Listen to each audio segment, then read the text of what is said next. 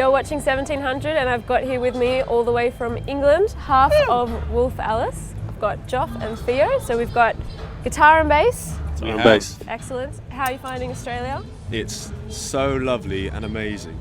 It's pretty great. I'm pretty scared of everything though. Yeah, I mean, I'm scared of all spiders, spiders, all sharks. Have you seen any yet? there was a spider on stage yesterday in Tasmania. Yeah. This big like grey thing. Pretty. Put you off your game? I don't know. Yeah, it was a bit nervy. I think the only time we'd ever maybe run off stage is if a big fucking spider showed up. It's probably fair. You're actually probably going to see a lot more moths actually. The shower's full of moths, just a warning. We can do moths. Good. You guys have been described as the love child of folk and grunge. Do you agree with that assessment?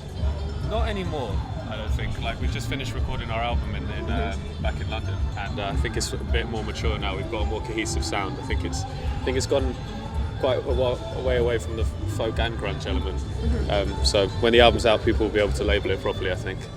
Yeah, and you guys are often surprised with that change of genres, like a bit of grunge, a bit of pop, a bit of rocks. Not really sure what to expect. Does that happen naturally, or do you sort of go out to try different styles and try different genres? Yeah, I mean, we're not really interested in making like one type of music, I don't think, or one sound or whatever. And we all listen to so much stuff. It's just kind of whatever comes out, whatever we feel like making. Yeah. So, yeah, we're happy just to go with it, I think.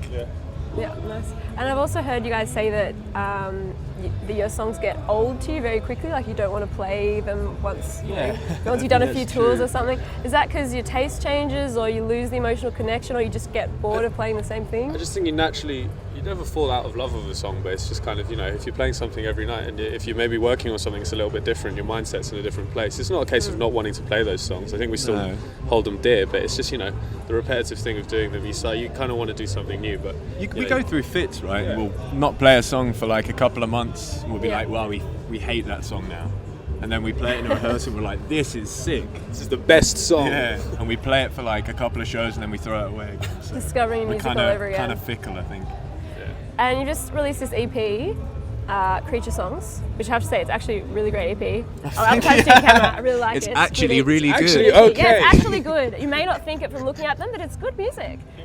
It's great. And on it you've got this track, a really good track, Moaning Lisa Smile. Yeah. Is it true this is an ode to Lisa Simpson? It is an ode to Lisa Simpson. It was originally a riff that we were going to make into a cover of Neil Young. What was it? Old Man. Old Man, that was Old it. Man we were going We to just do. screamed Old Man over it, and it kind of slowly developed into something different. Something quite different. Yeah, I'm glad it did. Yeah.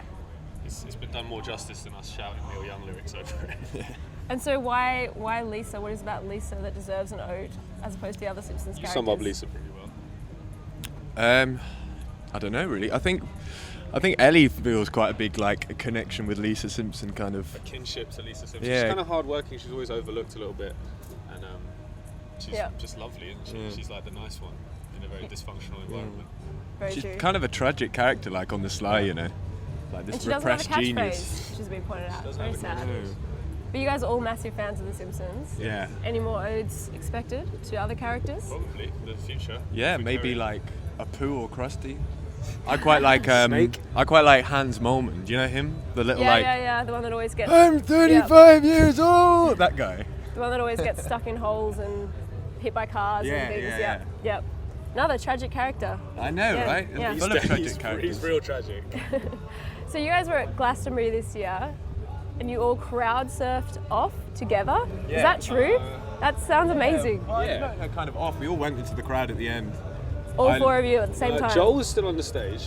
Alright, so you did have some music being played Yeah. while you were out I think we'd finished, and then I remember feeling an overwhelming thing of finishing and being like, I think I've got to get in there. And then I didn't realise how far it was. And then by the time you're running, you're like, right, everyone's probably off now. But I think we got a bit too overexcited because I don't actually think we like properly finished the last couple of bars of the song. Everyone just, I think one person went, everyone fuck it.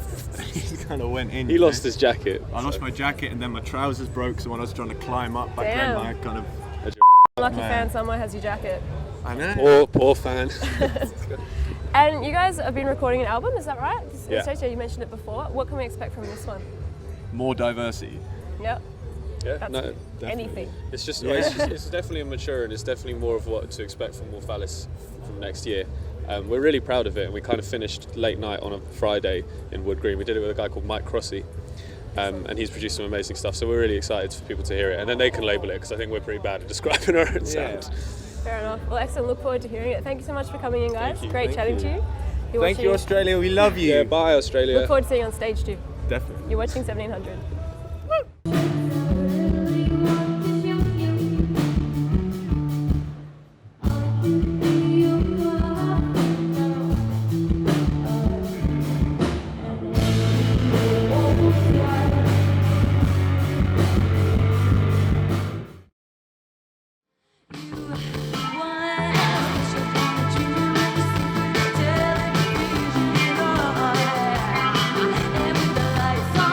You're watching 1700 and I am very, very excited to meet the Megan Washington in person.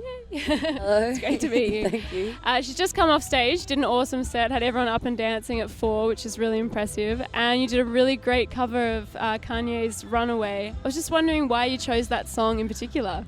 Look, I really identify with Kanye West's lyrics.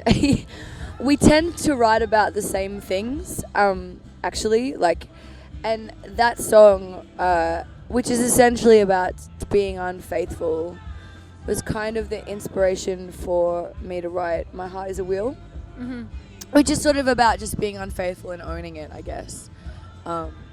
So yeah, I've always wanted to sort of sing that song, so I just did. Yeah, nice. Well, it worked really well. Thanks. And going right back to the beginning, I mean, you're originally a jazz singer before you started what you're doing now. And I know you've said once that you loved the jazz songs, but you didn't feel like it was you. And I was just wondering if you could explain why and what it is about this style of music that you feel really expresses you. Sure. Well, it's not really about style. It's kind of about repertoire, and what's sort of standard, I guess, as a jazz singer is to sing standards, which, you know, are all like the classic songs that were written in the 30s and 40s, and songs from the Great American Songbook. And I love all those songs, and they're amazing to learn and to study. But I guess if this is even a word, expressionistically. Sounds good. But I'm gonna take it. but you know, in terms of the expression of my own kind of soul and stuff, I just couldn't live without sort of, you know, telling my own story, and sort of writing my own songs. So I did, and it just so happened that the kind of genre that I am the best at writing at is this one. You know what I mean? Yeah, fair enough. Cool. And with your latest album, just came out recently, There, you said you wanted to create something pure pop or real pop, is that right? And you were looking for more literal lyrics? Well, the idea was real pop. I mean, what it ended up kind of being is sad pop. But you know, I really wanted to see how real I could go, you know, because pop is so literal. I Kissed a Girl is not a metaphor. It's a song about kissing a girl, you know. But all my songs off my first record were kind of oh, I see the moon in a teacup and it's flowing, you know, down the river of shame, and upside down is a monkey on its back. Just stuff, you know, associative lyrics that make a picture but don't really tell us, like a narrative. So I wanted to try and be a bit more narrative and to use my own life as inspiration. I'll never do it again. But I did it for this record, and it was okay. Never do it again. It was just tough to write about your own experiences. Well, no, I just don't have enough experiences to make another record after this that. You can't. Fair enough. I haven't. You know what I mean? I sort of wrote about. I don't know. I don't have anything. There's nothing else. There's no more tension. You know what I mean? And another big thing that happened for you this year is the TEDx talk you did, where you came out about having a stutter, which a lot of people didn't know. How was it giving that speech? Was that really terrifying to be up on that stage? Yeah, it was bad. But you've had a huge response from that. Yeah, it's been amazing. I really didn't anticipate that it would garner the attention that it's gotten. I don't know. I kind of just did that speech for me, you know, and it's really great that lots of other people are getting a lot out of it. It's really awesome. But but yeah, no, I really didn't expect that or kind of anticipate that at all. Have you found that positive, having all that flood of appreciation, I guess, or do you find that you just wanted to move on after it happened?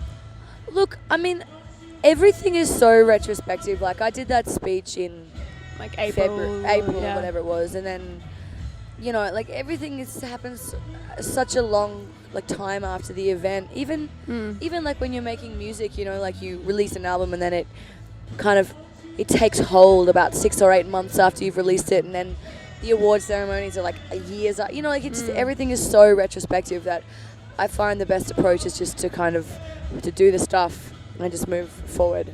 Yeah. So I haven't really dwelled on it very much, to be honest. And speaking moving forward, you're already working on your next album, is that right? I am. Which is exciting. What can we expect from this one? I think I want to call it High Five Island.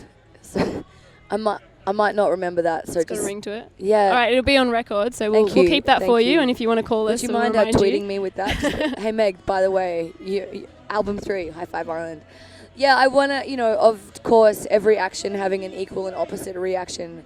I just want to make something really silly and weird now. Like, I don't want to step out of the literal experiences. I just want to make something super weird and stupid. Yeah. That sounds fun. Yeah. Look forward to hearing it. Thank you. So do I. Thank you so much for coming and chatting to us today. It's been lovely to meet you. Thanks for having me. You're watching 1700.